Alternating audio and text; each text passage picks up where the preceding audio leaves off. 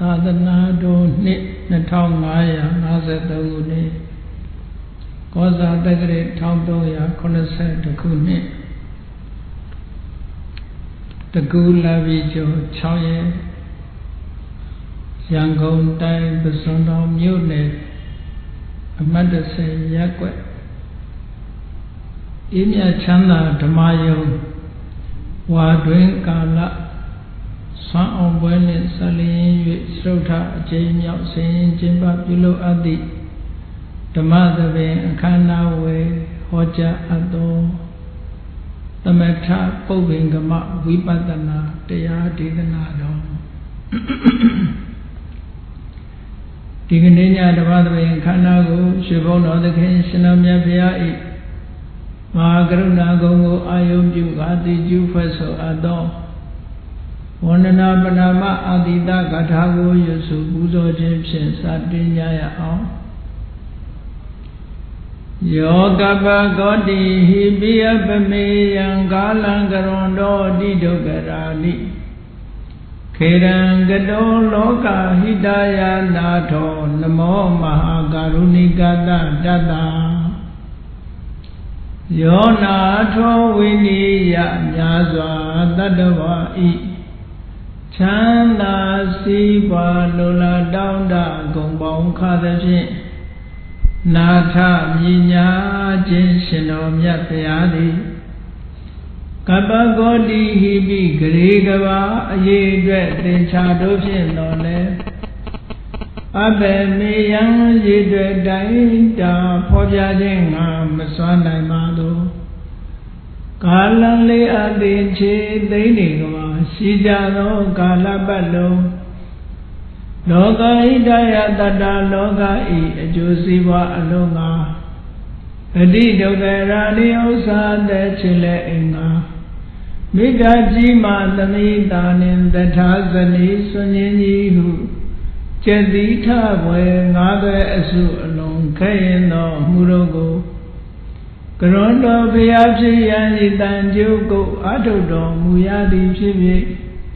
ခေရန်လက်ချင်းမျက်လုံးအသက်ဆုံးလည်းရဲ့နှလုံးစေဝံကိုရောဤပင်မခြင်းတို့ကတောဘဝတဏ္ဍချိန်ခံများစွာရောက်တော်မူခဲ့ရရှာလေပြီမဟာကရုဏီကန္တတတ္တဝါများရင်ဝေတာကဲ့သို့တနာချစ်ခင်မဟာကရုဏာရှင်ဖြစ်တော်မူသောတသနာတသဝိနည်းများစွာတတ္တဝါဤချမ်းသာစီးပွားလိုလားတောင်းတအကုန်ပေါင်းခါသဖြင့်နာထမြညာထိုးရှင်တော်မြတ်ဖရာအားနမောယုတိပြောင်းမှန်ကိုလျော်၍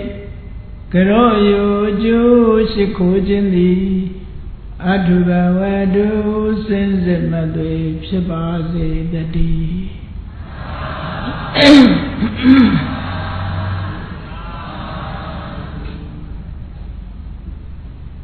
သမထပုပ္ပင်္ဂမဝိပဿနာ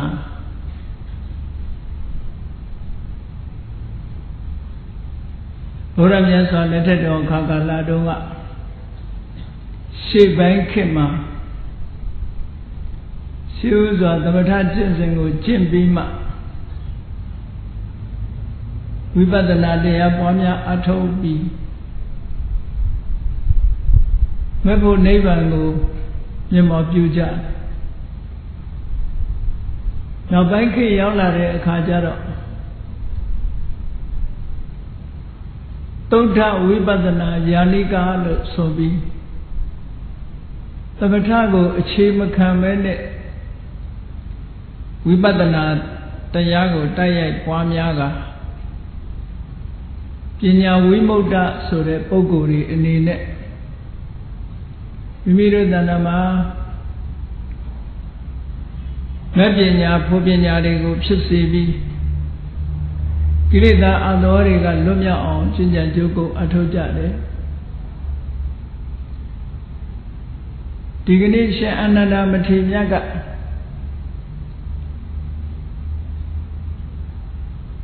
ကောသမီပြည်မှာဟောခဲ့တဲ့သမထပုပ္ပင်္ဂမဝိပဿနာ Attaka Nagara Toku Hojama Pside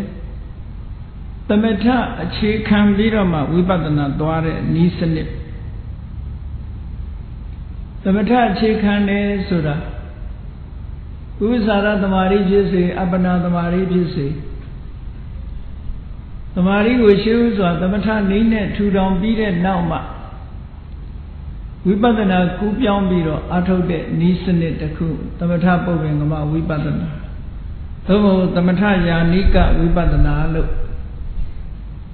Consolo Yaba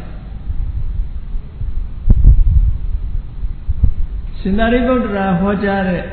a Nubra Doda, Yasolosin,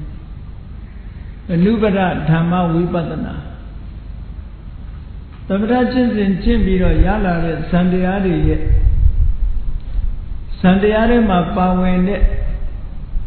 Nandiari, these Tiari, Shumin Donda Bide Nama Shumin Donda Bido, Vipadana Nyangu Chisiva Menyapo Nyango, Nyamo Bude, a Chente Yamu. The Vatapo Wingama, Vipadana Sura, the Vatago in Turome Turome Suriniyama. Ubisara Ascenchisi, Ubisara Tamadi Ascenchisi, Abana Tamadi Ascenchisi. Ya on Chimpide Kama to Ubisara Tamadi, Abana Tamadi Sasa bead of Chipola, the Wawa de Yamyago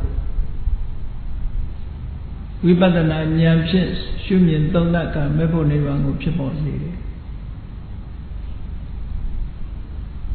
The Mata Shiva Shide Vipadana, the Mata Povingama Vipadana look.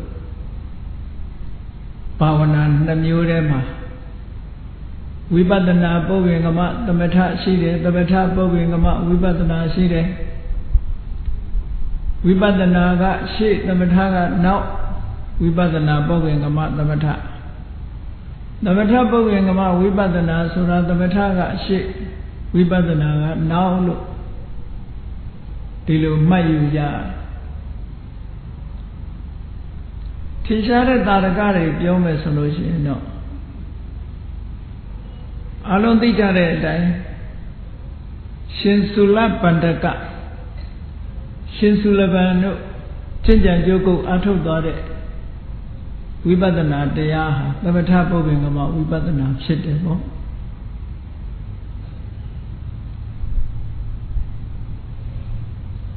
Yahambawa Yalaitane de Yale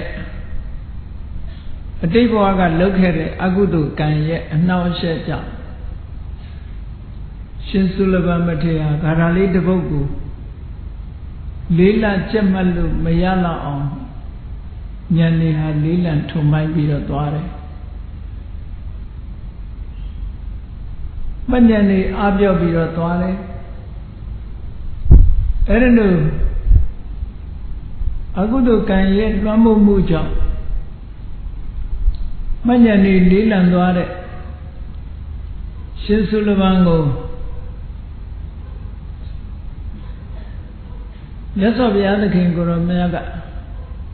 Pawa Baini Susupuni, Pawa Baini, Chinian Biro Eri Pawa Baini Razoharana, Nalon Biro Nego Pita Vera Shiba Eri Boa Bainli Net Kamata Lopo Pita The Gayaro Razoharana Sura Kanago Mashi and Yejiri Dosia Yenato Boa, Domo Kukinus or Lekai Boa Lekai Boa Eri Lekai Boa Lego Pita a day ago Susupuni Lekai Boa Lego Chibiro the Mata Chins in the crew Jimbo Order da Katai Chins in the crew jet. The Mabra Takatama Jim solution no ရှင်စုလဘန်ဟာဩရတကတိုင်းကိုကျင့်တယ်ဆိုတာမထင်ရှားဘူးရှင်စုလဘန်ရဲ့ထေရဂါထာတို့အပဒံတို့ရှင်စုလဘန်နဲ့ပတ်သက်တဲ့အပွင့်အထက်ကရာတွေကိုကြည့်မယ်ဆိုရင်ရှင်စုလဘန်ဟာအတိတ်ဘဝတုန်းကဩရတကတိုင်းပေါ်မှာအလေးအကျက်တွေလုပ်ခဲ့တယ်အဲ့ဒါကိုမြတ်စွာဘုရားကသိလူတိုင်းဟာဘဝတစ်ခုမှာအတိတ်ကဘဝတွေမှာလေ့ကျက်ခဲ့တဲ့အရာတွေဟာအင်အားရှိပြီးတော့နေတတ်တယ်အဲ့ဒီအတိတ်ဘဝကအလေးအကျင့်တွေကိုမသိဘဲနဲ့စัจ jin မဲ့အာယုန်တစ်ခုကိုလောက်ခိုင်းမယ်ဆိုရင်မအောင်မြင်နိုင်တတ်ဘူးအတိတ်ဘဝကအလေးအကျင့်ရတာလေးနဲ့ဆက်ဆက်ပြီးတော့ပေးလိုက်မယ်ဆိုရင်အသိဉာဏ်ဟာလင်းလင်းမြန်မြန်ပွင့်သွားနိုင်တယ်ပေါ့ဒါကြောင့်မို့မြတ်စွာဘုရားကရည်ရွယ်ချက်ရှိနဲ့ရှင်စုလဘန်ကိုဆွတ်ဆွတ်ဖြူနေတဲ့ဘဝပိုင်းကလေးပေးပြီးတော့ဩရတကတိုင်းလို့ခေါ်တဲ့သမထကျင့်စဉ်တစ်ခုကျင့်ခိုင်းတယ်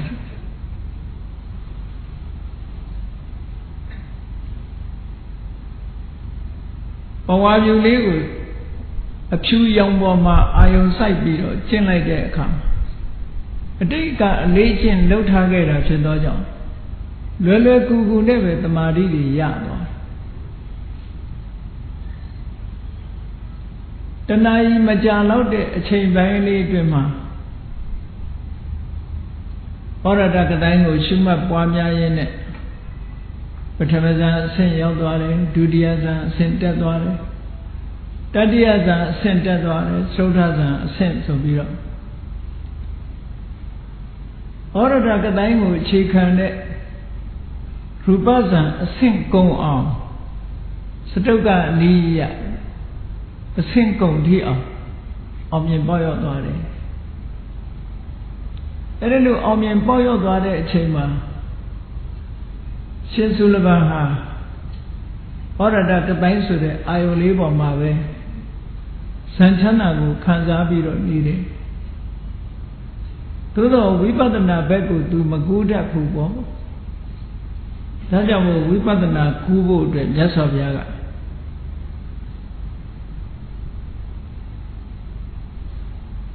ဘဝပိုင်းလေးကိုဆွတ်ဖြူနေတဲ့ဘဝပိုင်းလေးကိုညှဉ်းနှွမ်းသွားစေအောင်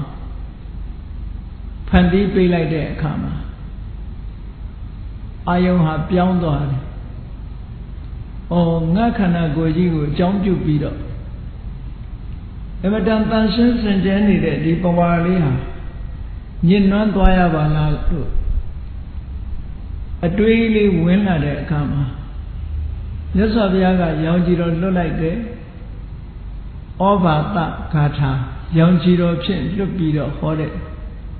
သို့တော်ရှင်စုလဘန်အနေနဲ့မြတ်စွာဘုရားကြွလာပြီးတော့သူ့ကိုတရားဟောသွားတယ်လို့ပဲစိတ်ထဲမှာခံစားရသူကခန္ဓာကိုယ်ရဲ့အညစ်အကြေးကြောင့်ဘဝပိုင်းလေးညှဉ်းနှွမ်းသွားတာမြင်လို့ခန္ဓာကိုယ်ကြောင့်ဒီဘဝပိုင်းလေးဟာညှဉ်းနှွမ်းရတယ်လို့စိတ်ထဲမှာဒီလိုတွေးနေတဲ့အချိန်မြတ်စွာဘုရားကจิตသားစုလဘန်ခန္ဓာကိုယ်ရဲ့ရုပ်ခန္ဓာကိုယ်ကြီးရဲ့အညစ်အကြေးကိုသာအညစ်အကြေးလို့မအောင်မိတ်လေနဲ့မင်းရဲ့စိတ်ထဲမှာရာဂဆိုတဲ့အညစ်အကြေးတွေဒေါသဆိုတဲ့အညစ်အကြေးတွေမောဟဆိုတဲ့အညစ်အကြေးတွေရှိနေတယ်အဲ့ဒီရာဂဒေါသမောဟစတဲ့အညစ်အကြေးတွေကိုဖယ်ရှားဖို့ကြိုးစားရမယ်လို့ဆုံးမဩဝါဒပေးလိုက်တာနဲ့တကြိုင်နဲ့သမာဓိစွမ်းအားတွေကောင်းနေတဲ့ရှင်စုလဘန်ဟာမိမိရဲ့အစ္ဆဒတဏ္ဍဘက်ကိုဥလဲပြီးတော့ဝိပဿနာဉာဏ်ဖြစ်စေလိုက်တာနဲ့တပြိုင်နက်သောတပတ္တိမေသောတပတ္တိဖို့သံဃာရဂမိမေသံဃာရဂမိဖို့အနာဂါမိမေအနာဂါမိဖို့ရတ္တမေရတ္တဖို့ဆိုပြီးမလေးပါးဖို့လေးပါးဆင်ငယ်ဝိပဿနာဉာဏ်ရည်တွေကိုတိုးမြင့်ပြီးတော့ရောက်ရှိကယဟန္တာဖြစ်သူရောက်သွားတယ် အဲ့ဒါသမထပုပ္ပင်ကမှဝိပဿနာပဲပေါ့သမထကိုအရင်ကျင့်ပြီးတော့မှဝိပဿနာကျင့်စဉ်ကိုကျင့်တာသမာဓိကိုသမထနည်းနဲ့ထူထောင်တယ်ပြီးတဲ့အခါမှဝိပဿနာနောက်ကလိုက်တယ်အဲ့ဒီနည်းနဲ့ရှင်သုလဗံဟာယဟန္တာဖြစ်သူရောက်သွားသမထမှာလည်းပဲအစဉ်စဉ်ရှိသလိုဝိပဿနာမှာလည်းပဲအစဉ်စဉ်ရှိတယ်သမထတွေရဲ့အဆင့်ကပထမဇန်ဆိုလို့ရှိရင်ပထမဇန်ရဲ့သမာဓိဟာဝိတက်တို့ဝိสารတို့ဆိုတဲ့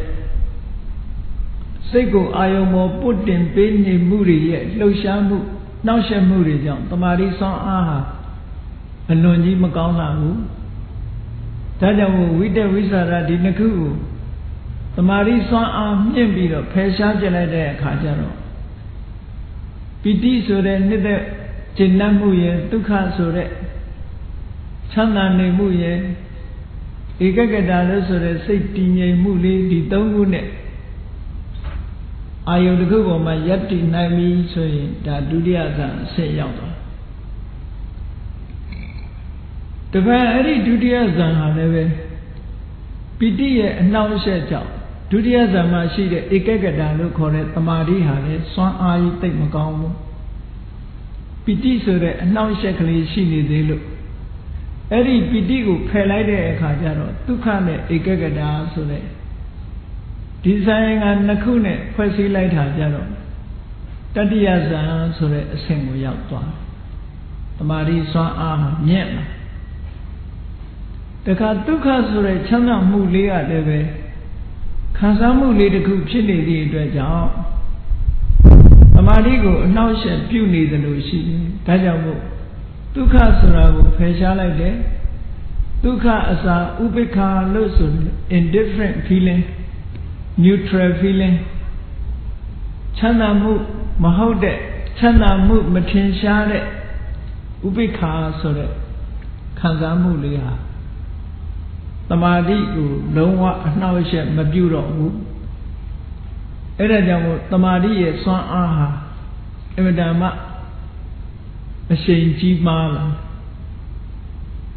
အရှိန်ကြီးမားလို့ပဲအဲ့ဒီအချိန်မှာအဘိညာဉ်တကိုးတွေဆိုတာရလာနိုင်တာဖြစ်တယ်ပေါ့သမာဓိမှာအနှောက်အယှက်ခင်းခင်းနဲ့စွမ်းအားတတ္တိတွေပြည့်လာတယ်ဒါကြောင့်မို့သမထကျင့်စဉ်မှာလည်းပဲပထမဇန်သမာဓိတဲ့ဒုတိယဇန်သမာဓိကအဆင့်မြင့်တယ်ဒုတိယဇန်သမာဓိတဲ့တတိယဇန်သမာဓိကအဆင့်မြင့်တတိယဇန်သမာဓိတဲ့သုဒ္ဓဇန်သမာဓိကအဆင့်မြင့်တယ်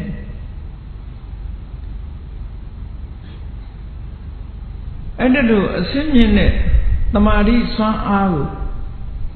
အသုံးချပြီးတော့ထိုဇန်တွေမှာရှိတဲ့နံတရားတွေဘက်ကိုဥလဲပေးလိုက်တာနဲ့တပြိုင်နက်ကြည်လင်တဲ့ကျေးမုံပြင်ကိုကြည့်လိုက်တဲ့အခါမှာရုပ်ပုံတော်ဟာ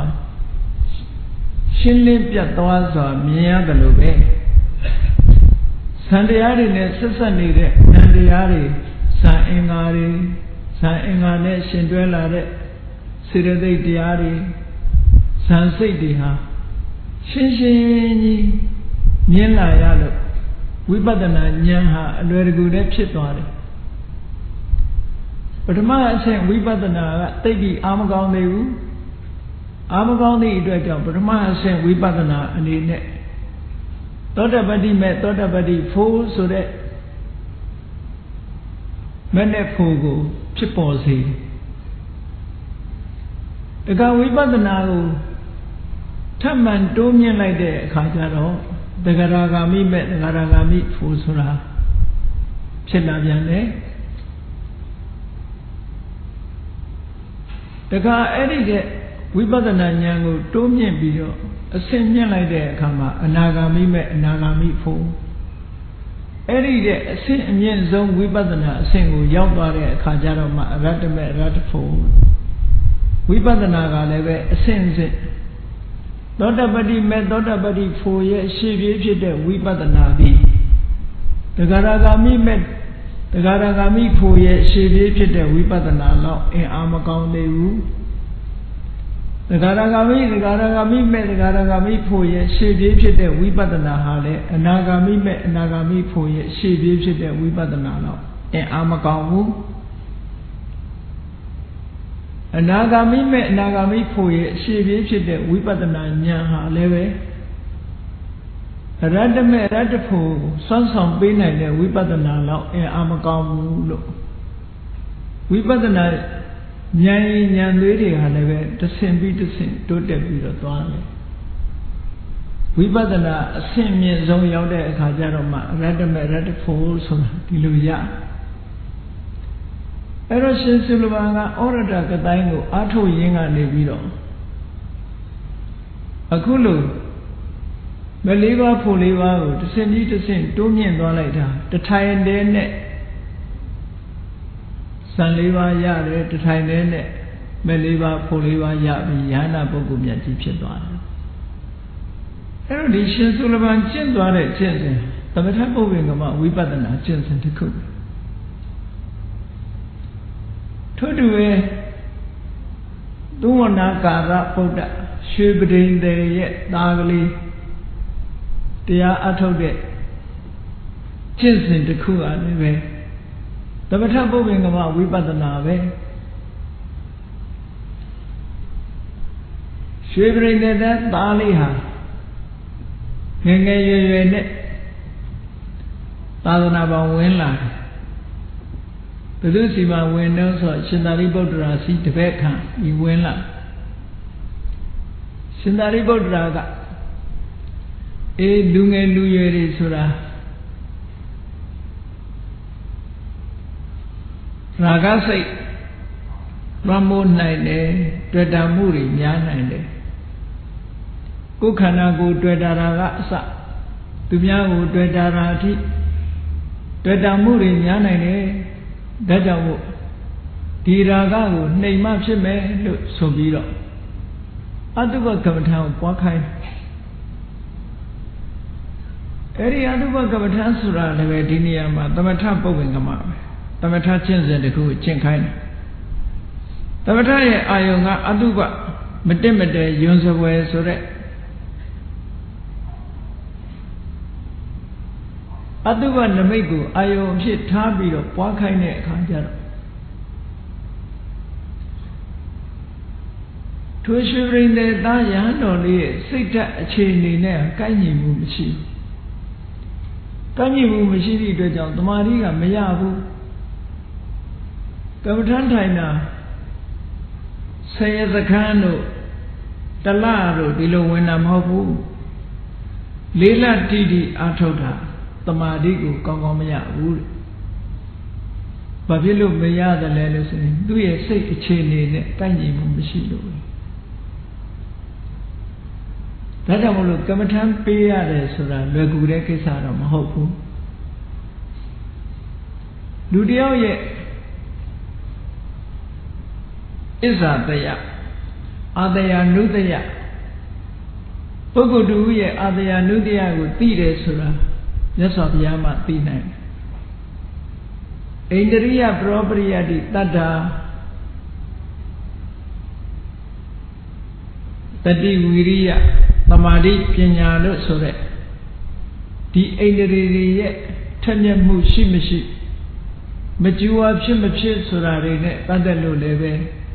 Yes, of Yama Tina. Tajamolo. Taduari and do Isadea Adea feed it Yango Adea Nudea Yano Con. Tada the deep Viria Tamari Pinyano Sole Indiri Tanya Mushimishi Yinja Mushimishi Sura would be a Yanjano Indiria Propria di Yano Con. Eri Adaya Nudaya Nyane Ineria Propria di Nyango, Buddha Saku de Nyasa Vyaya Myalo Soluraga Payave Nyanai Lusura, Janeboguri, Dinamu Janebogu Medina Nidraja. Do ye Isadiana Kaini de Ya Chichima Pit မဖြစ်ဘူးဆိုလို့ရှိရင်စိတ်အခြေအနေနဲ့မကိုက်လို့ရှိရင်တမာတိထူထောင်ဖို့ဆိုတာအလွန်ခဲနေတယ်အတော်နဲ့တမာတိရမှာမဟုတ်ဘူးဒါကြောင့်မို့လို့ကိုယ့်ရဲ့ဇယိုက်ကိုယ့်ရဲ့အစ္ဆာတရားဆရာကမသိဘူးဆိုလို့ရှိရင်ကမ္မထာအထုတ်တဲ့ပုဂ္ဂိုလ်တွေဟာကိုယ်ပဲအာယုံကိုယူရင်တမာတိဉာဏ်ဉာဏ်ရတယ်လဲဆိုတာကိုကြည့်ရှုသုံးသပ်ပြီးတဲ့အခါမှာတမာတိရလွယ်တဲ့အာယုံကိုယူပြီးတော့တရားအထုတ်သင့်တာပေါ့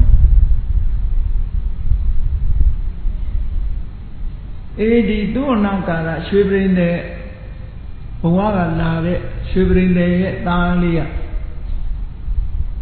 အတုပကမ္မထံပေါ်မှာသူစိတ်ဟာလုံးဝ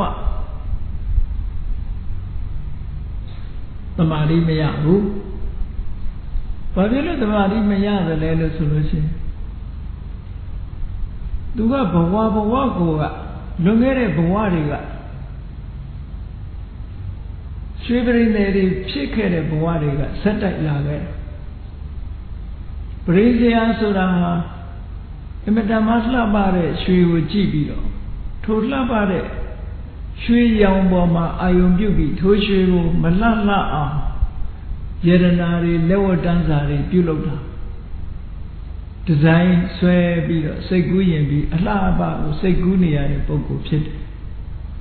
အဲ့ဒါလို့လှပကိုစိတ်ကူးနေရတဲ့ပုဂ္ဂိုလ်တယောက်ကိုမလှမပအတုပကမ္မထံကိုပေးလိုက်တဲ့အခါမှာသူစိတ်နဲ့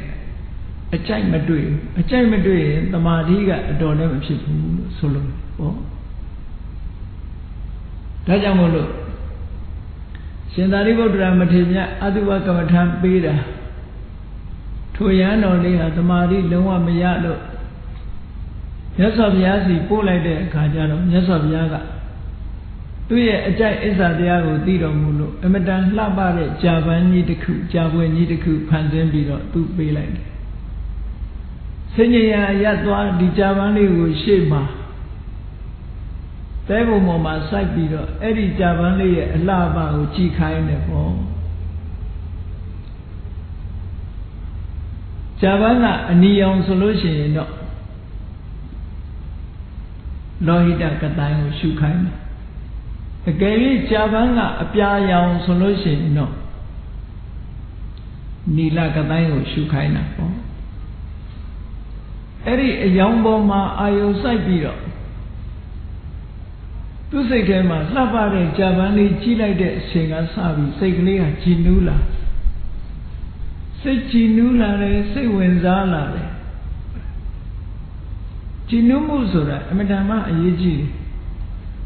ကြာပန်းလေးမြင်လိုက်ကြတဲ့ကပါမောဇ္ဇဆိုတဲ့ဝမ်းသာမှုဖြစ်လာတယ်ပီတိဆိုတဲ့နှိမ့်ချိုင်မှုဖြစ်လာတယ်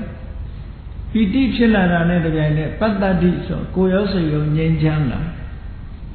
ကိုယ်ရောစိတ်ရောငြိမ်းချမ်းလာတာနဲ့ဒုက္ခလို့ဆိုတဲ့ချမ်းသာမှုတွေပေါ်လာချမ်းသာမှုတွေလည်းပေါ်လာရောစိတ်လေးကတည်ငြိမ်သွားတယ်သမာဓိကအလွယ်လေးနဲ့ရသွားလေးလတိတိသမာဓိမရတဲ့ကိုယ်တော်လေးဟာနိုင်ပိုင်းလေးအတွင်းမိနစ်ပိုင်းလေးအတွင်းမှာမတန်လှပတဲ့ကြာပွင့်ကြီးကိုကြည်ရင်းနဲ့တမာရီတွေရလိုက်တာခုနပြောတဲ့ပထမဇန်တို့ဒုတိယဇန်တို့တတိယဇန်တို့သုထဇန်တို့ဆိုပြီးတော့ဇန်အဆင့်ဆင့်တက်ပြီးတော့ဇန်ချမ်းသာနဲ့နေနိုင်တဲ့အနေအထားမျိုးထိအောင်တမာရီစွမ်းအားတွေကမြင့်သွားတယ်တဲ့သူလည်းပဲသူ့ဘာသူသမထကိုတော့အောင်မြင်နေပြီဝိပဿနာကိုကူးမလားလို့ဆိုတော့မကူးနိုင်တဲ့အတွက်ကြောင့်မြတ်စွာဘုရားကအလွန်လှပတဲ့ကြာပန်းကြီးကိုညှိုးနွမ်းသွားအောင်ဖန်တီးပေးလိုက်တော့ဇာငါထလို့ကြည့်လိုက်တဲ့အခါမှာလှပတဲ့ကြာပန်းကြီးကညှိုးကြနေတာကိုမြင်တယ်မြင်လိုက်တဲ့အခါကျတော့ခုနကအလွန်လှတဲ့ကြာပန်းလေးဟာအခုညှိုးသွားဘယ်အရာမှမမြဲပါလားလို့ဒီအတွေးလေးဝင်လာတဲ့အခါမှာမြတ်စွာဘုရားကသင်္တနာမှာရှိတဲ့ယုတ်တိဏ္ဍတွေဟာလည်းပဲဒီတိုင်းပဲဘယ်အရာမှမြဲတာမဟုတ်ဘူးလို့ဆိုတဲ့ဝိပဿနာလမ်းကြောင်းပေါ်တင်ပေးလိုက်တာနဲ့တပြိုင်နက်ဝိပဿနာဉာဏ်အဆင့်ဆင့်၄ချိန်တိုင်အောင်မြင့်လိုက်တဲ့အခါ Meliba, Puliba, Yabi, Yana, Yabba. Dalebe, the Metapo, we better now look horrible. Diluve Piana Tadonga. Diadu Diana Yabba, Buguria. The Madiga let alone Nimianzoya. The Madia Bidole, we better than Yang. Emedan Tetan Nabani Laila head. The Mahito Jetabu Dam Basanati. The Marishi Lavi solution, the Bawa Diari will shoot later. Chechini, the Bawa Diari will think that Swan Adinya, Yashila. Tajamu Buddha Yasa, Shiva letter Kakalama. The Metabu Wingama, Vibadana. Emedana Yabia de Lubia Mama.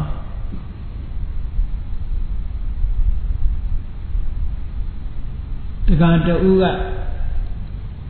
Shanana Matiniata Nabiro Megon to Kumiri. The Shiviade the Yadaku, Wamia Atolai solution. Macone Gilida, Adwari, Kunkansi. Malumia did say, I live in Lumia Dwar.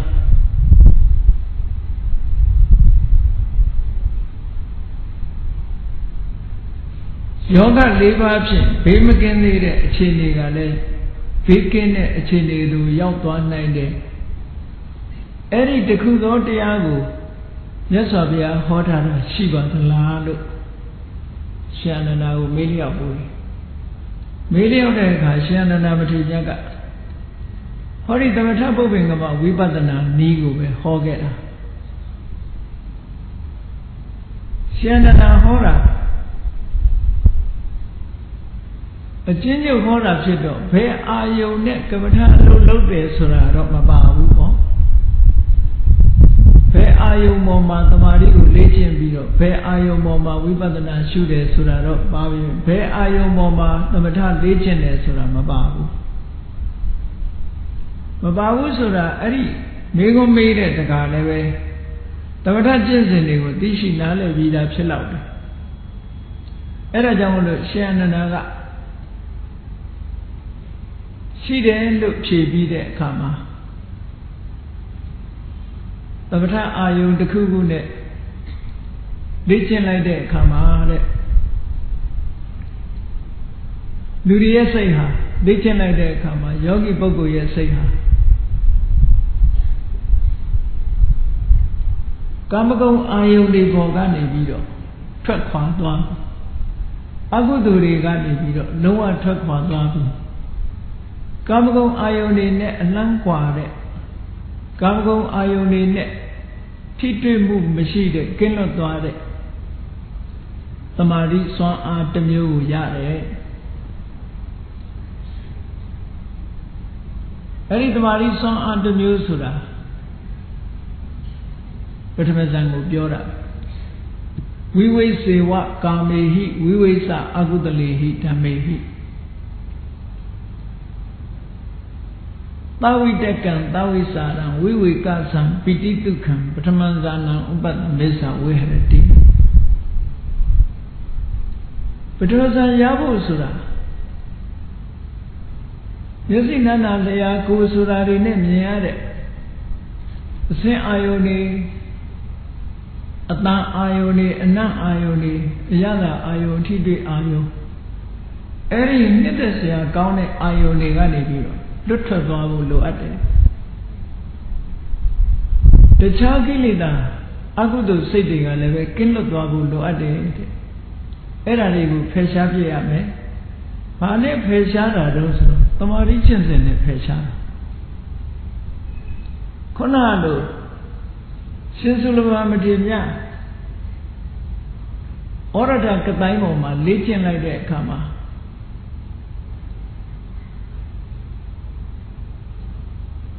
Kamago Ayoni Boma, knitted Dare, Kamaga, Lutware, Kamaga, Lutwara, net the Jade. Toda Sare, Liver and Nadiadiga, and Lutware. Soluraga, Vivisiwaka mehi, Vivisa Agudalehi, Damehi Lusura. Nidesaya Ayoni Boma, Nite Dreta Musure Santa Mashiro. To Ayoni Nepataviro, Machina Musure, Piavara, let Mashiro. Ayo Boma, Tonso needed, Tina Meda Sura, let Mashiro.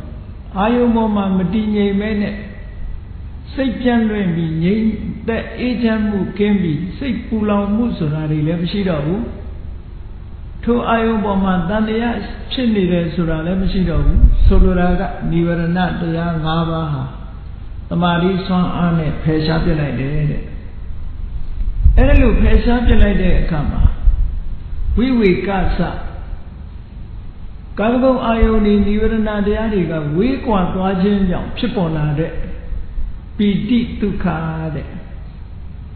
Chinamu chana muli, Snida chinamuli chana muli, Eri chana muli, the Mari son to Lucy Deman, Ramu Viro Yoshila, Navartamazan Yade,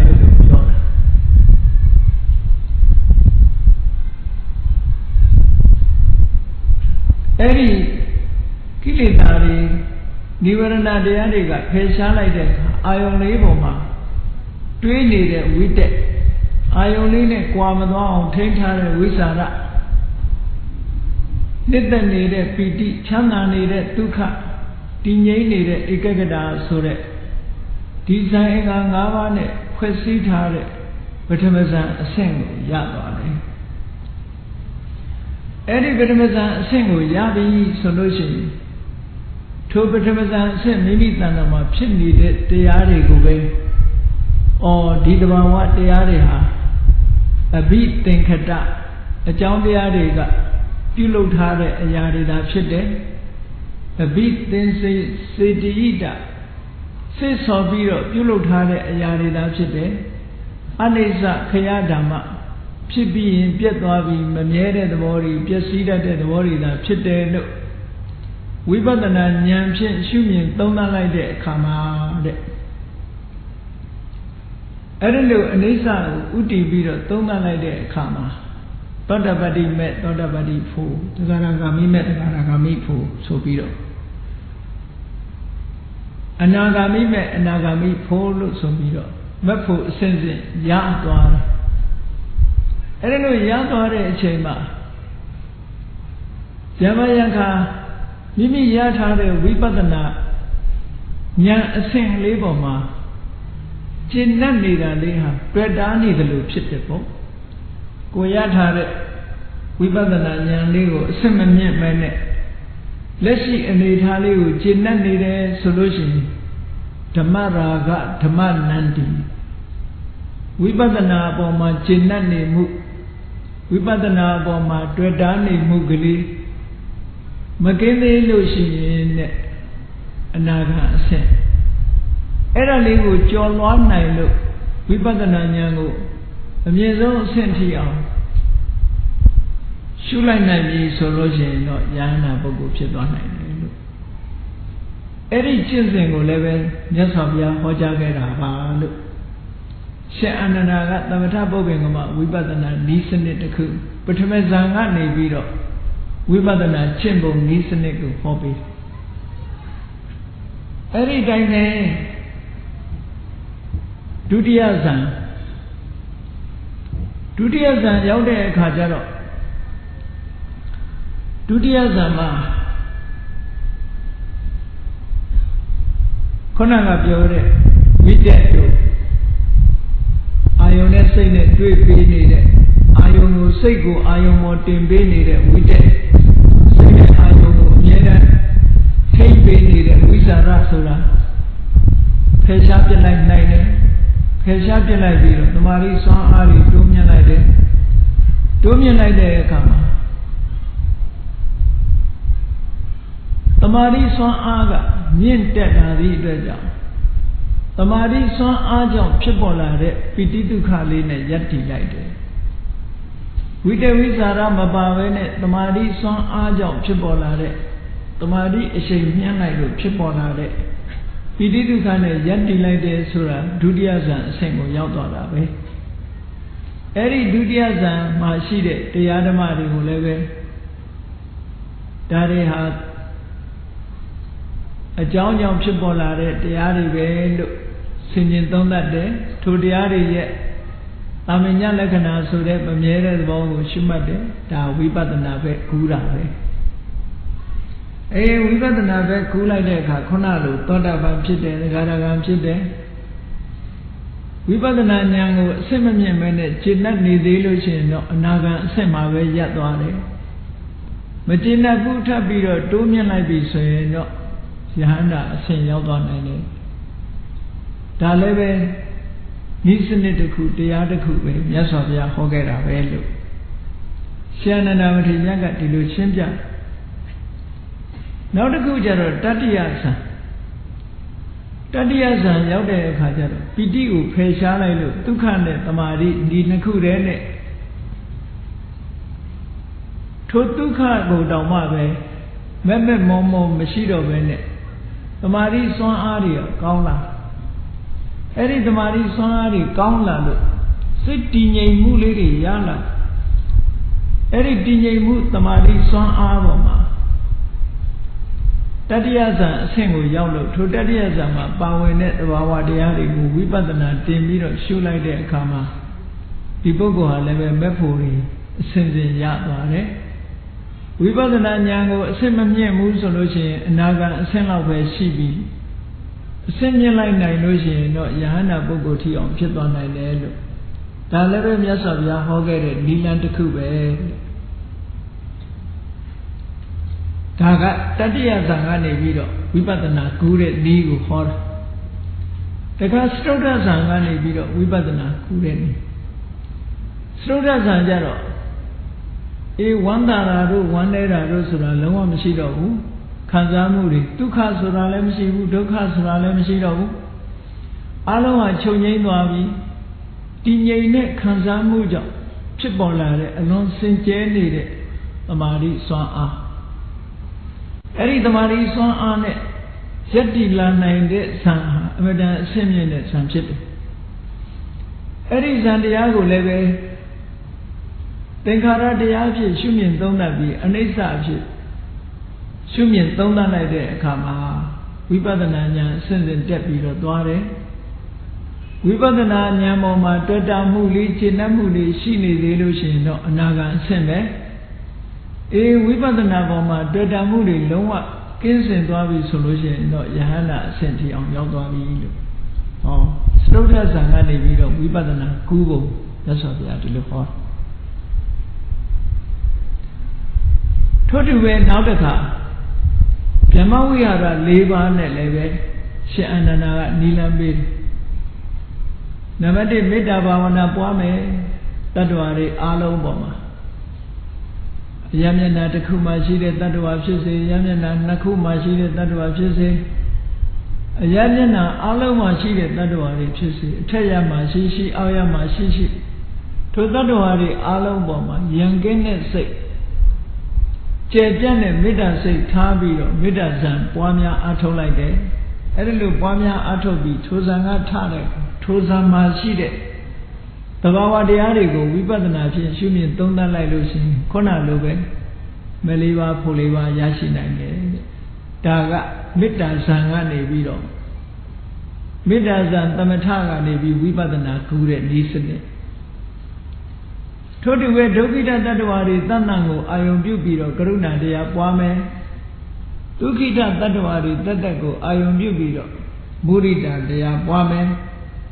တတ္တဝါအလုံးပေါ်မှာခြုံငုံပြီးတော့တတ္တဝါတွေဟာကိုယ်ကံနဲ့ကိုယ်ဖြစ်ကြတာလို့ဆိုတဲ့ဥပိ္ပခာဘာဝနာပွားမယ်လို့ဆိုလို့ရှိရင်လည်းပဲအဲ့ဒီကရုဏာမုဒိတာဥပိ္ပခာလို့ဆိုတဲ့ဒီအခြေခံတရားတွေကြောင့်ရရှိလာတဲ့ဇန်တရားကိုလည်းပဲဝိပဿနာရှုမြင်သုံးသပ်လိုက်လို့ရှိရင်မတရားဖို့တရားစိုက်ထိသွားနိုင်တယ်ကရုဏာဇန်ကနေပြီးတော့ဝိပဿနာကူးဖို့မုဒိတာကနေပြီးတော့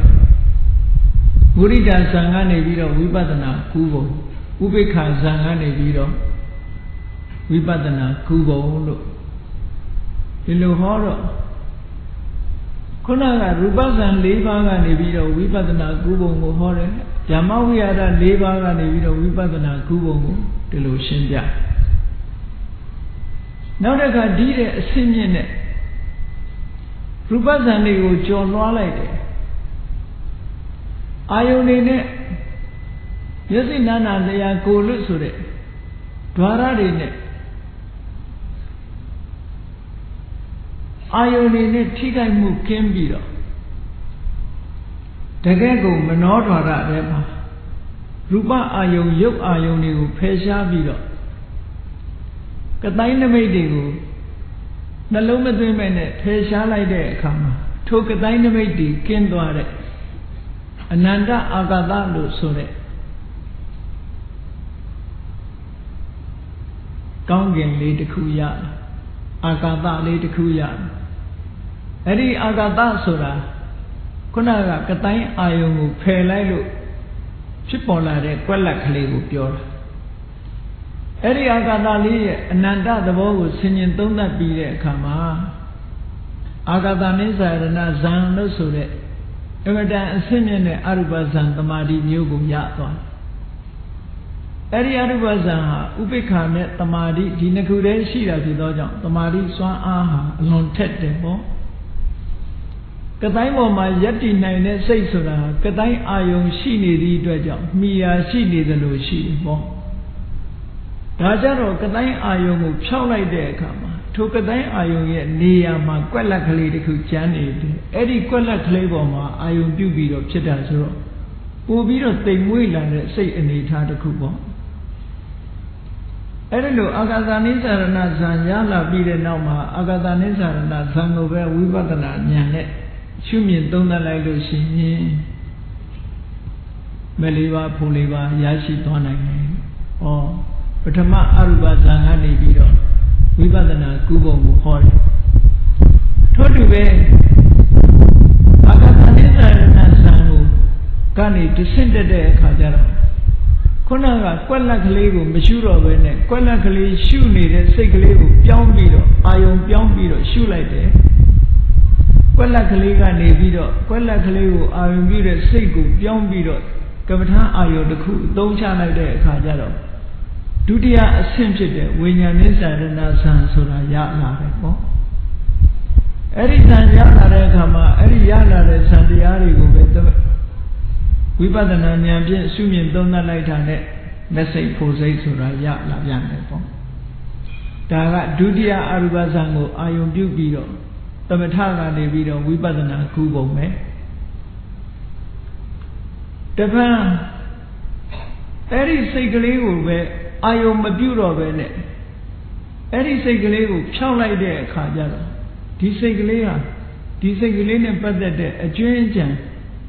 Asa Anada, Mashiro Gulu Sure, Nati Kaisi, Nati Bawa. Mama Mashiro de Anita the Ku.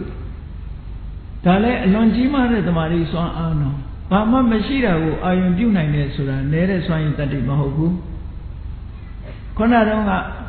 Quella Kali Suralia, I am due the Ali Shivire. To Quella Galego, I am due the Sigalego, a Chedu and Leve, I am due the Sigali Shivire. A Kuhajaro, Eddie Sigalego, Loa Chowlai de Loa Mashiro Bu Sure, Loa Mashiro Bu Sure. Nati Bawa Pinyago, I am Duke. Tamari Swan are near like that, Kajaro. Tatia Arubazan, Sengo Yaudware. Eri Tatia Arubazan, Senga Navy. Eri Maside, the Bawa de Arego, Vibadana, Senior Viro, Shuma Bomia like that, Kama. Meleva Puliva Soda. Vibadana Ani Kubi or Mepoti on Yaudwan and Elu. Alum Bonlai de Kajaro. Nilan set the Mugu. Tamatagani, Vibadana, Kubo, Nilan, the Senate, the Mu. Shanana Matinaga, Hobiana. A Nubera Vibadana, Jaro. Yamawi Hara de Aliva Mababu. ရူပဇံ၄မျိုးအရူပဇံ၄မျိုးနဲ့သွား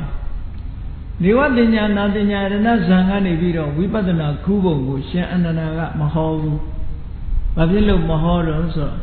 နေဝပညာနာပညာရဏဇံမှာရှိတဲ့နံတရားတွေကအလွန်တိမ်မွေ့သွားတာဖြစ်လို့ဝိပဿနာရဲ့အာယုံဖြစ်ဖို့အမတမခဲရင်သွားပြီအလွန်ဉာဏ်ကြီးတဲ့ပုဂ္ဂိုလ်မှခြုံငုံပြီးတော့သာရှုလို့ရတယ်အသေးစိတ်ရှုလို့မရတော့ဘူးဘာဖြစ်လို့တိတ်ကိုတိမ်မွေ့သွားလို့ပဲရှင်သာရိပုတ္တရာတို့လိုအလွန်ဉာဏ်ထက်တဲ့ပုဂ္ဂိုလ်တောင်မှပဲအနုမာနနဲ့ရှုရတဲ့အနေအထားမျိုးရောက်သွားတယ်ဒါကြောင့်မို့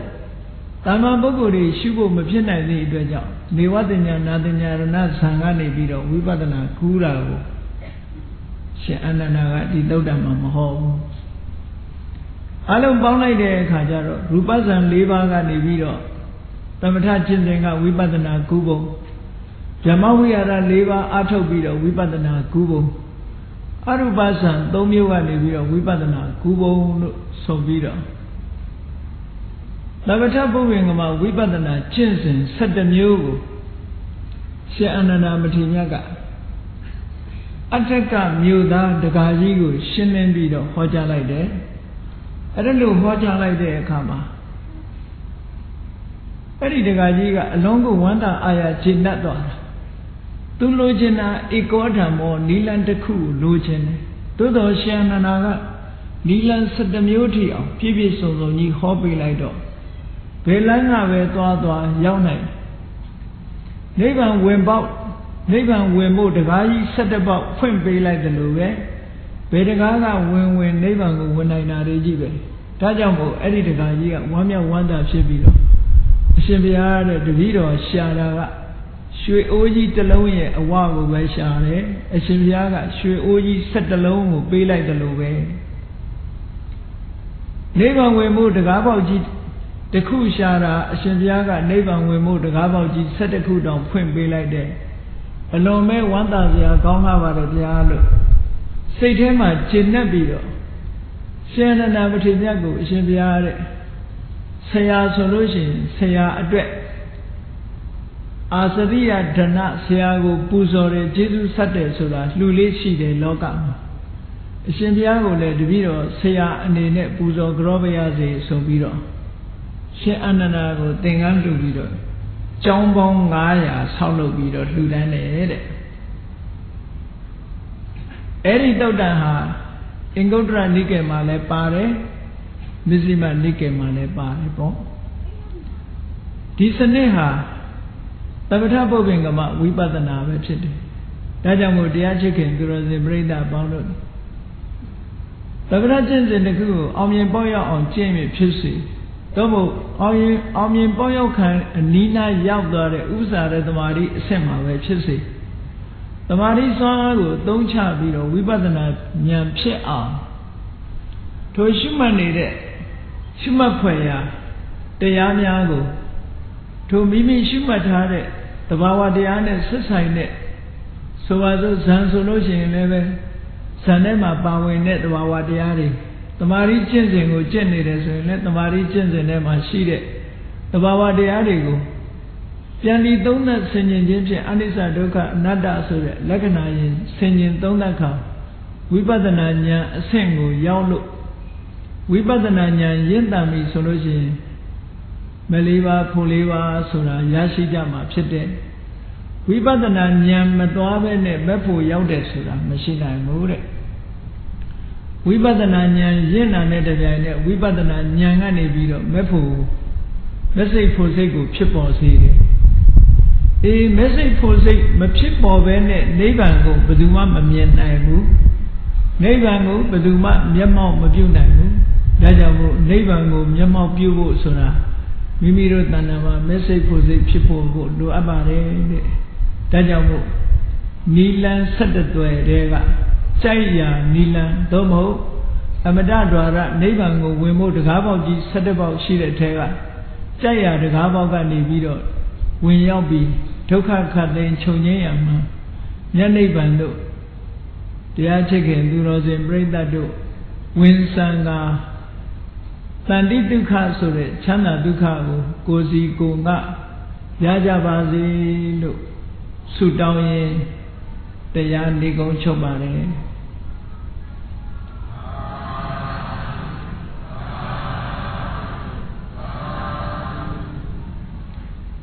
ကဲမေတ္တာပို့ရအောင်တတ္တဝါများစွာဘေးရန်ကွာချမ်းသာကြပါစေတတ္တဝါများစွာဘေးရန်ကွာချမ်းသာကြပါစေမေတ္တာရေချမ်းသောငါဖြံငြိမ်းချမ်းကြပါစေမေတ္တာရေချမ်းသောငါဖြံငြိမ်းချမ်းကြပါစေသက်ရှိချမ်းသာစိတ်ချမ်းသာတို့ရဆန္ဒပြည့်ပါစေသက်ရှိချမ်းသာစိတ်ချမ်းသာတို့ရဆန္ဒပြည့်ပါစေဓမ္မောတရံပိဝိတဝါနဝိသာတဗေတမုဟတာအစရမရာတိတိဘာဝနိဗ္ဗာနံယန္တုတာရောဓမ္မောတရံလောဘဒေါသမောဟစိတ်တောင်းကင်းပြောက်ကြည်အေတရားစေကိုဒီဝိတဝဝန္တာရှင်ပြတောက်ကြရနာကြရကုန်သောကြောင့်ဝိသတဗေပူဇာညစ်နောင်ကိလေသာအစေတောက်ဟုသမျှတို့သည်သမုဒ္ဒပိဉ္ကြပဲတွင်ရေမတင်တဲ့ကဲ့သို့ကိစ္စင်တွင်ပြောင်းပေမရအောင်ပယ်ဖြောင်းအပ်ကုန်သည်ဟွန်တုစင်စစ်မသွေဖြစ်ကြပါစေကုန်သတည်းအစရမရံအိုခြင်းလဲကွာနာခြင်းလဲကင်းသေးခြင်းလဲရှင်းထသောတိတိဘုံကိလေသာဟုဘုခတိန်ကင်းကြီးရာစစ်ဖြစ်ပေထသောနိဗ္ဗာန်နိဗ္ဗာန်ဟုခေါ်အေးမြူတော်သို့သာရောတရားရှိခင်စိတ်ကောင်းဝိညာသူတော်ရှင်များတို့သည်ယန္တုပါရမီအစဉ်စဉ်မြင့်တယ်မြင်၍မလင့်ပုံသည်ဆက်ရောက်တော်မူကြပါစေကုန်သတည်း